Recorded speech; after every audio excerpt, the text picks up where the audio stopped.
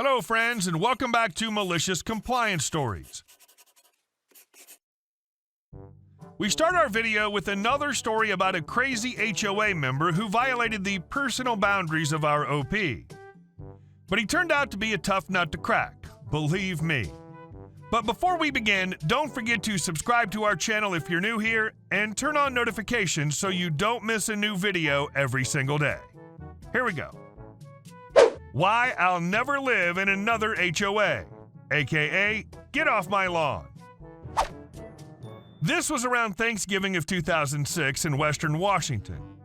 Backstory is the usual HOA petty stuff, typical power trip shenanigans. They would send notices for lawn mowing while their public space looked like an abandoned lot. Notices sent for loose fence boards while theirs leaned like a drunkard. At one point, they were towing cars parked on the street until the affected owners sued and won big.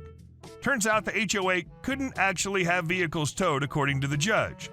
That cost them a pretty penny in punitive damages, lost wages, and impound fees. Our subdivision was also one-third condos, which leads to this story. The board decided that they needed to split the HOA into two parts, one for single-family homes and one for condos. The reason was the condos had much higher HOA maintenance expenses, basically, and they couldn't raise the assessments on just the condos per the bylaws. To do this, they needed some percent approval from the residents. 50%, 2/3, I don't remember. Enter me. I just sold my house in that neighborhood and was moving the next day. Sold sign out front, house is empty besides me and my last bit of luggage. Family's already flown ahead to prepare to move into our new home. My car's on a trailer hitched to my truck, and my truck's loaded down for the trip. Then there's a loud knocking on the door. I open the door. It's some 50-something-year-old lady. I'm the association president's wife, and you need to vote on splitting the HOA. Me. Wait, you're who? Her. The HOA president's wife. Me. You're not an officer? Her. Well, no, but my husband is the president. Me. That's nice. I'm moving out tomorrow. Have the new owners sign it next week. I'm starting to get annoyed. Her. You own the house currently. You have to sign it and vote yes or no. Me. Why do I have to vote? Her. Look, it's gonna pass anyway. Just sign it. Huh? Me. I abstain from voting. This makes her pause for a minute to think. Now I'm starting to get really PO'd. I just want to set up my bed, turn on the radio, and relax before a long drive tomorrow. Her. Look, you need to sign this. Me. Look, lady, I told you no. I'm moving out tomorrow. You have no business here and no right to disturb me. We're done. F off. I start to close the door in her face, and she jams her foot in the door. Her. My husband is... I look at her foot, raise my eyes, and stare straight into hers, and as calm a voice as I can manage, I ask, are you trying to force your way into my house? You need to stop and think about that for a second. She froze for a minute, then jerked her foot out and speed walked back to her car. I've moved twice since then, and I've made it a point to tell whatever realtor I'm working with that if they even try to show me a house in an HOA, they're fired. I think you should have voted against the proposal, just to screw with them a bit. And our second story. Just do what you're paid to do. When I was 18, I worked in a supermarket with a small garden center attached to it at the back. I started out on the checkouts, which was extremely boring, but I liked money, so I did it. After about 3 months of working there, I came into work one day, and they were very short-staffed in the garden center area. They asked for a volunteer, and wanting to avoid another day of monotonous beeps, I said I'd go. Turns out the garden center is an absolute blast. Basically, they think if you can't use a till, they send you to the garden center. The people who work there were the friendliest, chillest people I'd ever met. The manager, John, had previously owned a gardening business that had failed, and he knew everything there was to know about plants. He was such a great manager, always looking out for his staff. He even turned a blind eye to us collecting the pound coins that had been left in trolleys and spending them on booze after our shift ended.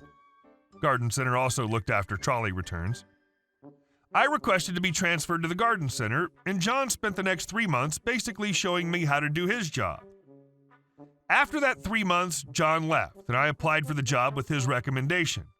At the last minute, they decided that Garden Center would be folded into checkouts, i.e. the checkout manager, who was on the other side of the store, would also be our manager.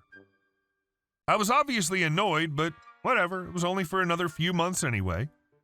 The arrangement worked fine in the week when Alice was managing the checkouts. She basically just let us get on with it. I kept doing everything John had done, cashing up, inventory, etc. Then the weekend came along. Enter Karen. Karen perpetually looked like the ink wasn't dry on her second divorce. She hated everyone, it seemed, especially me. Every hour I had to go across the store because she was too lazy to come to me to give her a status update. I took great pleasure in being overly cheery and coming up with dumb stuff to say when I gave those reports. We sold 5 spruces. Guess we'll be able to keep the lights on, eh, Karen? Who do I speak to about my bonus?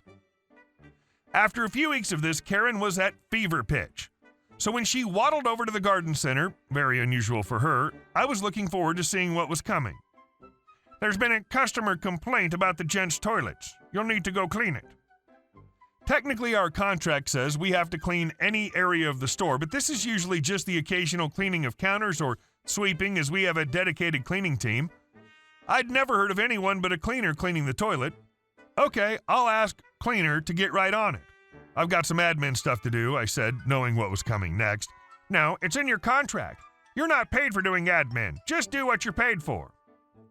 As I wandered over to the gents, I wondered how long she'd been planning this. And a plan started forming in my head. I spotted one of the cleaners and asked him to go look at the gents, which of course he did. Now for the first part of my plan.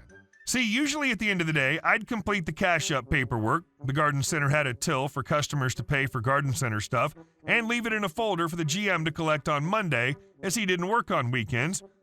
But I wasn't paid to do admin, so I just didn't. Of course, Karen didn't check to see if it was done, so I just closed up and left for the day. Sunday comes around and I do the same. On Sunday, we also took a select inventory, but that sounds a lot like admin to me, so I didn't do it. Of course, she couldn't be bothered to check it. About 10 a.m. on Monday, I'm called up to the GM's office. Karen's there looking furious, as well as GM, who we'll call Del Boy, because he reminded me of him. Del Boy, hey, why wasn't cash or inventory done this weekend? Me, well, Karen told me I wasn't paid to do admin. It's her responsibility to do those things since John left. I've been doing it as a favor, but she told me not to do it, so I didn't. Del Boy, is this true? At this point, Karen's looking white. Not filling out cash paperwork can lead to dismissal. No, that's not what I meant. I just said that you shouldn't do admin. Del Boy, thanks, me. You can go now. A few weeks later, Alice told me that Karen had only been on secondment as weekend manager, and after this incident, she was taken off secondment and sent back to the checkout. She was replaced by Bill, who was grumpy as all hell, but let us get on with stuff without getting in our way. I left shortly after, but I went back to visit my parents recently and popped in. She was still on the checkout, grumbling to a customer about someone. I went to a different checkout. And our final story. Want to speak to the manager? Okay. Okay, so not my personal story, but my girlfriend texted me this story today and thought it too good not to share.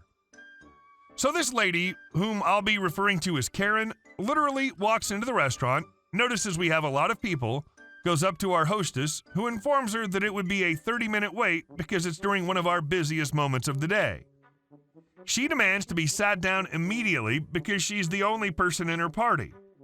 So because the hostess was having a long day, she suggested to Karen that she could always sit at the bar, which always has a spot open. Of course, Karen refuses and demands to have a booth. A effing booth. So the hostess reluctantly takes her to one of the empty booths that had literally just been cleaned so that we could sit one of our 4-person parties that had been waiting for 35 minutes. So, of course, the server, who's one of my best waitresses ever, comes over, lets Karen know that it's going to be a wait to get her drinks and food, places down Karen's eating utensils and a napkin, and told her that she would be right back. Since one of the tables in her zone was ready to pay for their bill. So Veronica leaves to do so, quickly gets the check, comes back over because the hostess let her know that Karen was already being a problem, and goes on to take her order. Karen then begins complaining about how long it took for her to come back. Veronica told me she was fighting to stop herself from rolling her eyes as she swiftly takes Karen's order. Veronica informs Karen that her drink would be out quickly, but myself and my staff were effing swamped with orders today and that it would be a little bit of a wait, and I was hauling butt, so Veronica puts up a rush order ticket for Karen's. I notice it and know that this is immediately going to be one of those problematic days, so of course I quickly get it done myself, making sure the dish is absolutely effing perfect, so it's done in like 8 minutes, because I'm an effing champ. Veronica gets the dish and rushes it over to Karen, who scoffs about the poor service and how ridiculously long it took to get her food. She takes one effing nibble, then she shoves it to the side, immediately flagging Veronica, telling her that the meat is undercooked and cold. Veronica comes back to let me know, and I get another one out, this time making sure to take longer on it. Karen gets it, complaining that I took 15 minutes to get it done, then complains yet again that it was cold and the meat was undercooked yet again. At this point, I'm already walking out of the kitchen because I can practically hear Karen screaming at Veronica. So I come up to personally ask what the problem is, to which Karen tells me, "You chefs are effing terrible. I demand that I get another dish done right. I also demand to talk to your manager about the poor service you and the rest of the staff have shown." At this point, everyone in the restaurant is either struggling to stop themselves from laughing or outright coming up to the bee themselves, so courteously I say, "Sure thing, ma'am," and proceed to stand still, to which confuses, baffles, and annoys her, to which she begins yelling, "Didn't you hear what I just said? I told you to go get your manager and replace this crap that you dare call food." I give her the most crap-eating grin of all time. Well, I could, but seeing as how I'm the owner of this restaurant, I'm afraid I can't do that. And as such, I'm also refusing to serve you. Please vacate the premises before I call the authorities, ma'am. The look on her effing face was priceless as she fled from the restaurant. My God, the entitlement some people have blows my mind. Good job for sticking to your guns, Mr. Owner. Hey guys, thank you all for watching the video. I'll see you in the next one.